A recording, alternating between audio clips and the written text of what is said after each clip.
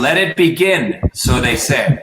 We are back. We are live at the Customer Experience World Games 2021. Although it seems like it's been a long time, it's really just been about a week since our last check-in.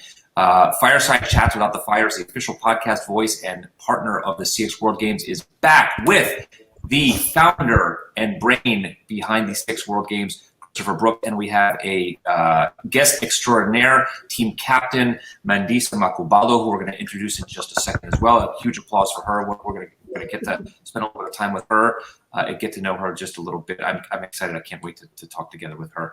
But before we get to that, Christopher Brooks, share with us the updates. Where are we in the World Games? Tell us everything that everybody should know, both participants and non-participants that haven't been as close. Tell us the latest and greatest.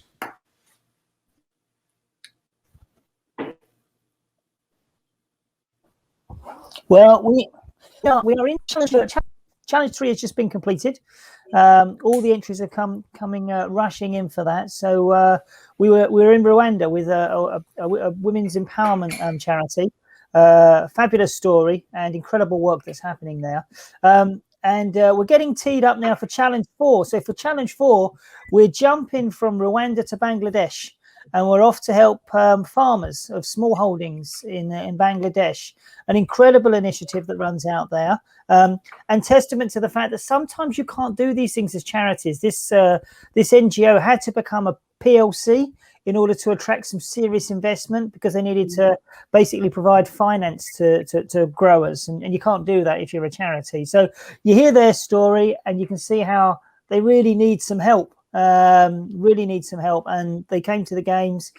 We fell in love with what they're trying to achieve. Incredible work they're doing, and that is the next challenge that's coming. We've got one more after that. The final one is an incredible story, and I'll save that till later. But I've been looking at the entries. I've been talking to the first two recipients, the beneficiaries. First of all, we had Neal and the Stress Management Society. He was blown away with the capability of the players. First of all, he sort of was a little overwhelmed. There's too much stuff. I didn't want all of this, but he realized that the heart and giving nature of the players is that they've not only looked at the brief, but they've gone, what about this? What about this? What about this? So he's got all this extra stuff as well. So he's so delighted. He's kind of seen, that's what I wanted, and I got all of this. And then we had a beautiful message from Ashley from Love Not Lost. She was... her message is so wonderful, and I won't reveal the story because in it she says who her favorite choice was. But what she loved about it was that she could take it, plug it in, and do it now. You can make a change straight away off the page. So it's great to see that the players, the teams, the CX partisans, and everyone else are taking the briefs and really thinking about the reality of the charity, the size of them, the challenges they face, and not giving them great big shiny corporate versions. I think as Jess called it, kind of, the corporate BS. They're giving them real stuff that they can use. So that's what's filled my week up. Imagine that, just spending time hearing from people saying how wonderful the players are and getting a chance to read all the wonderful work the players are handing in. So, yeah, I've had a fabulous week. That's wonderful to hear. Thank you for sharing that. It's amazing. So we are on the back half of this now. We are we're not concluding quite yet. Obviously, we're in Challenge 4. It's great to know. It's great to see your enthusiasm and hear it in your voice, because I got to say, I will steal from Paul, our co-host at Fireside Chats with Fires. You look like you're buzzing. You look really happy. I am, yeah. I am. We've got I think teams and Mandisa, I'm sure we'll come on to this. Teams are finding their groove. They're finding the way they work. And we always find the first challenge or so, it's a case of, do we want to set up an agile? Do we want to set up cards? Do we want to use the stories? No. Do we just want to meet last? Everyone has their different ways of doing it. And when you get into the flow of things and you start to realize that everyone has a contribution. So I spoke to one of the captains and they said, got a couple of players who really experienced, but are leaning forward a bit too much. And he said, actually, now they've settled in and everyone has a voice. And that's the thing. Everyone has a voice, these diverse voices. Everyone has great ideas. They just need a forum to bring them out through. So, we're on the back straight, but potentially teams are just kind of getting themselves going. But that's good, because one of the things that we'll be sharing probably in the next podcast is Heidi Stone is the ambassador of the games, and her responsibility after the games conclude is to then see if anyone wants to put their hand up and spend a bit of time voluntarily with any of these organizations, making the ideas a reality. We only need a couple. I always put my hand up, and it just helps push it across the line, because sometimes the owners of the charities are loving the ideas, but just go to do it and think, how do I do that? So we're over the top. We've got 21 ideas have come in so far across the 21 brand new ideas, and we put these into the learning vault, and anyone who's ever played in the games gets access to them.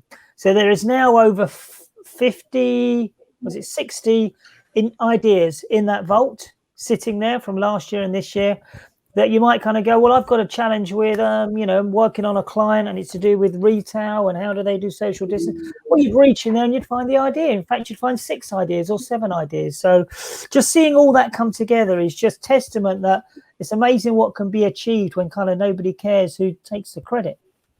Yeah, I got to tell you, the thing that I like the most listening to you, and you, I'm going to give you credit. You reminded me, and then it resonated and echoed in my head, what Jess Noble, one of the judges, said about having these amazing ideas come forth, but not just because they're rich, creative, innovative thoughts, but they're executable.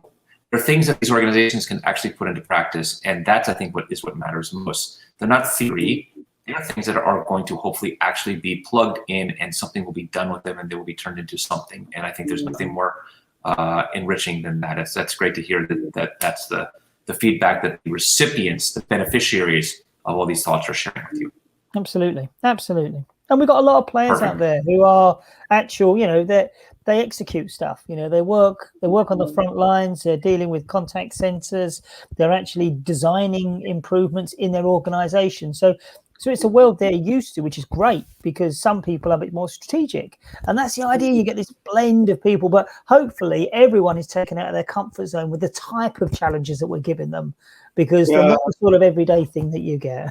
Is that the case, Mandisa? Yes. That's great. Before we turn to Mandisa, Chris, I know you have tons of things going on. You have a very busy set of schedules and things like that. Any final parting thoughts for the day for the community, for listeners, for participants, for those who maybe not participating? Any final message before we let you run?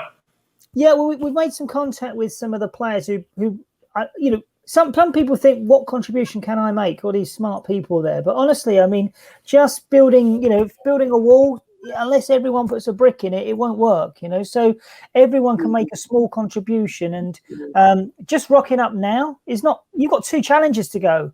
That will impact hundreds and hundreds of lives. So it is never too late to just step forward and say, hey, I've been busy or didn't quite know how I'd work this, but I'd love to get involved now. So anyone who is registered, not actually playing at the moment, please step forward. I'm sure Mandisa will echo this, but your captains will welcome you with open arms, as will your players when you get a new voice and you get new ideas into the room. So it's never too late to let the games begin. Got it. Christopher Brooks, as always, thank you for what you do. Thank you for spending some time with us this morning. Well, this morning we're here this afternoon, your time. It's great to spend a little bit of time with you. We will look forward to our next session that we'll do live. We'll also hear some more updates when we get there. But in the meantime, players, participants, keep plugging away, keep generating amazing content. And we are grateful to you once again, Christopher, for everything that you do for the community. There's no worries. I'm going to hang in the background here and listen to Mandisa for a while. So over to you. Perfect. Mandisa, I am so happy to have this time together with you. I'm going to tell you why. I hope that maybe you get these messages from people all the time, but I don't get to spend time with people who live in South Africa. I have to say, I think you might be the first person I've met from South Africa. This is not an everyday occurrence for me, so it's a rich, unique experience, and I'm so thrilled to have that opportunity to get to know you just a little bit. And I've recently followed you on LinkedIn. I don't know as of how long ago, What a following you have. Oh my gosh, I see your name. It pops up in my feed all the time. You've written something, you've shared something, you've been tagging something. You're involved in so many. It's just really nice to spend this time to get to know you, because I'm going to bet that not everybody knows the you behind the name. We know your name in writing and print, but now's a chance to spend just a little bit of time to get to know you a little bit. It's really nice to have you welcome, like, once again, to the program. Thank you very much. So tell us, for those that really aren't familiar with your work, I've looked at your LinkedIn profile. You do lots of different activities. You know, I always look at LinkedIn profiles, and I look first at the dates. There's lots of, in your LinkedIn profile, lots of things you're doing that have a start date and then present. So you're currently involved in lots of different things. Can I ask you some of those things? What are they for those that don't know you, so that we can become familiar with the type of activities you're involved in? So my recent achievement is being involved with the Women in CX Global Community, which is led by Claire Muscat out in London. So I'm one of the early founding members of the community. And how that happened is she had initially invited me as a guest on a podcast series, which is again talking to women in CX.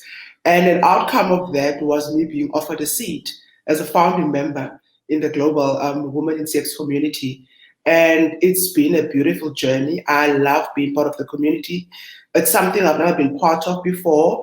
There is so much richness in the community. It's a network of women, and it's all about women. It's about you as a woman, not only professionally or vocationally, but you as a mother, you as a wife. So we get to share so many vulnerable cases. You're struggling with things at home, you're struggling at the office, you're struggling just with friends, and we talk about those things. So that's my recent achievement. Outside of that, I serve on a couple of boards in South Africa, but in charity organizations. So outside of the CX space, I'm someone who's very much involved in social impact in South Africa. My passion is really about finding ways to develop our townships through my skill sets. So I do work with a lot of small businesses in South Africa, and I use customer experience as a tool to drive economic development in the township specifically. But I also work with a lot of youth and women, which led me to setting up the first virtual talent room, which is a podcast dedicated to curbing unemployment, especially between women between 18 and 35 years of age, because those are classified as youth in South Africa. So my daughter and myself have been working on that podcast. It's running on YouTube at the moment.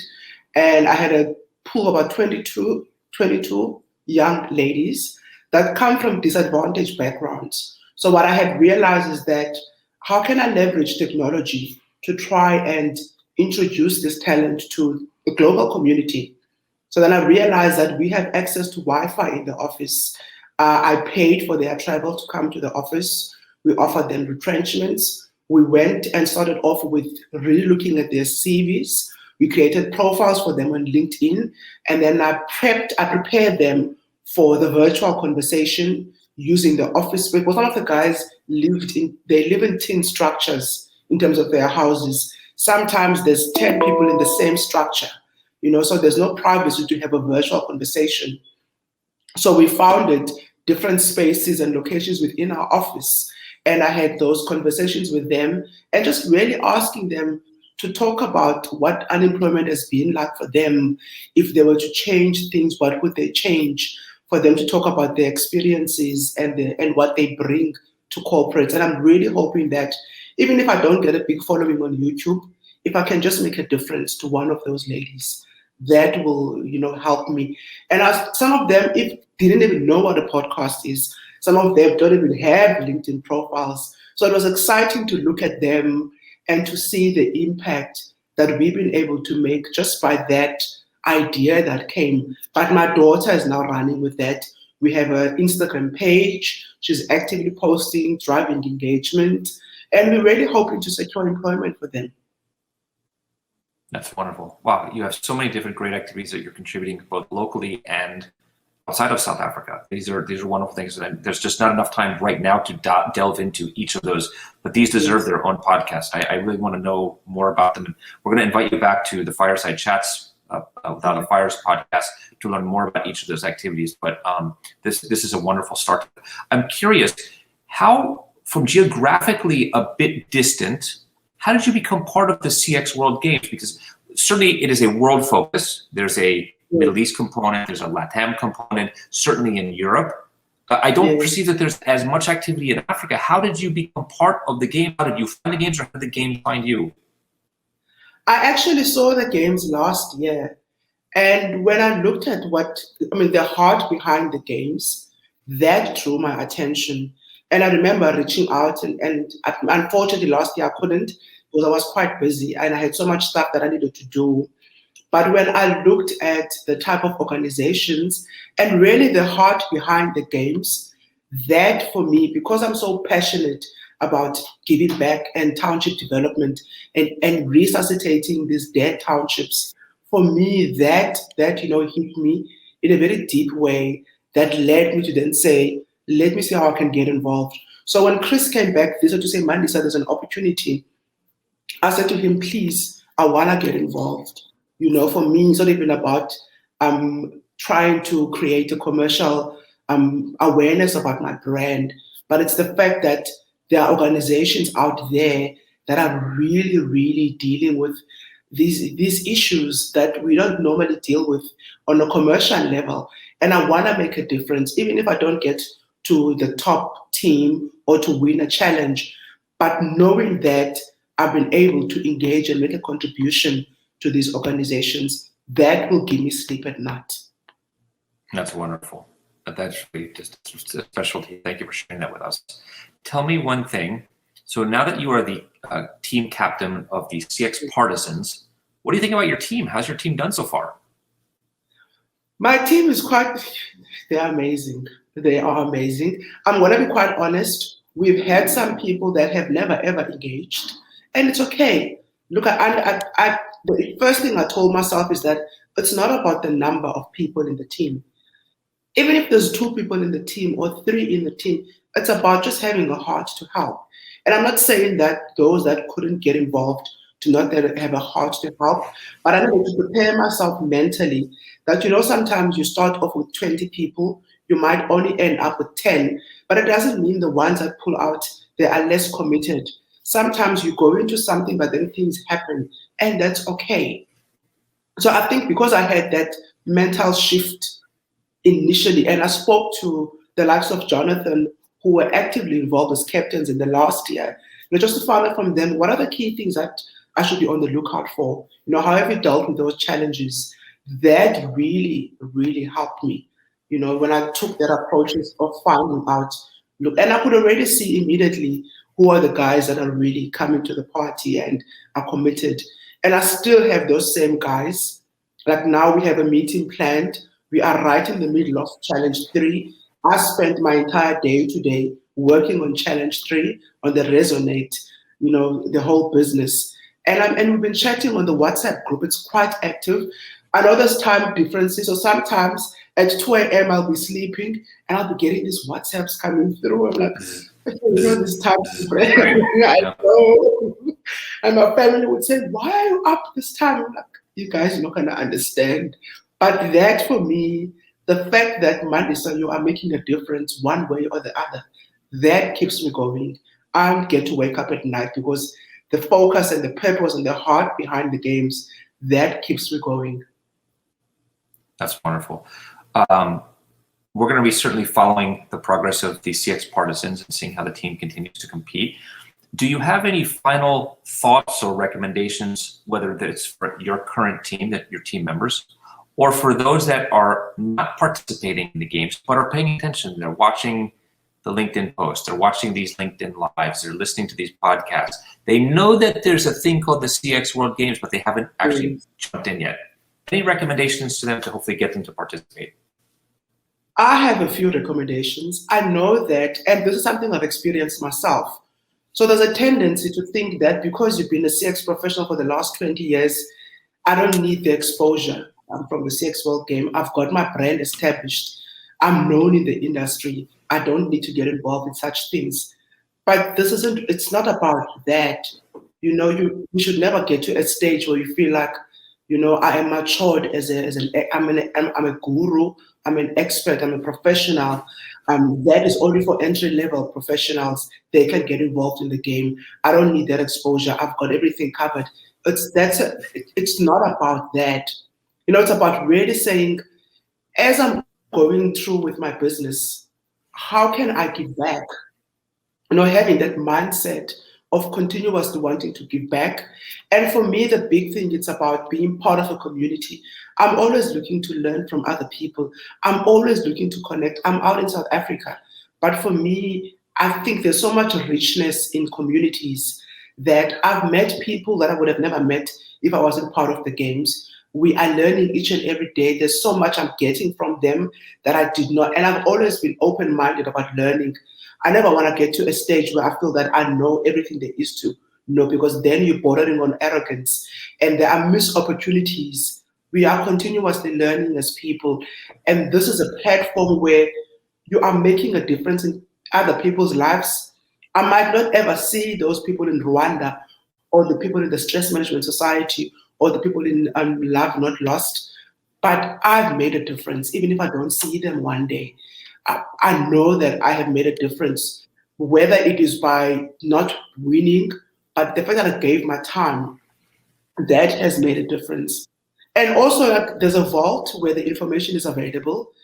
Other people are going to have access to this information. I haven't had a client that is a charity, but now, because I'm committed to giving back to our communities, I can now say I am going to make a conscious decision to reach out to charities in South Africa and introduce what I have learned. Because if I had not been part of these games, I wouldn't have understood that, Mandisa, this actually can work for charities as well. So as part of my CSI as a brand, I'm going to use what I've learned in the World Games to give back and back and back and back in South Africa. Thank you so much for sharing these things. These are wonderful lessons. Contribute, benevolent, give of yourself. Don't rest on your laurels. Don't be complacent. I think if I were to summarize one thing you said is, you are only as good as your last contribution. You can't rest on that. You have to continue to contribute, continue to give. Even if you are a rock star and guru status, you can always give more. You can always contribute to not only just building one's own brand, but contribute to the larger community. These are wonderful lessons. We're so grateful that you shared these with us, and thank you for that spirit. As I mentioned before, we're definitely going to invite you to come onto the Fireside Chats Without the Fires podcast and talk more about CX, find out more about your background. And we want to learn more about South Africa. Many of us don't understand or know about the amazing customer care and customer experience community that is just flourishing in South Africa. I know a little bit about it. I want to find more about that. We'll talk about that at another time. For now, we want to thank you once again for your time. We wish you luck. As I said before, we're going to be cheering you on. We're cheerleading. We're supporting you. We're wishing you all the best. And we were definitely tracking your contributions. Thank you so much. Thank you so much. I enjoyed this. Thank you so much, Neal. Bravo, Mandisa. Thank you. We'll talk soon. Thank you again.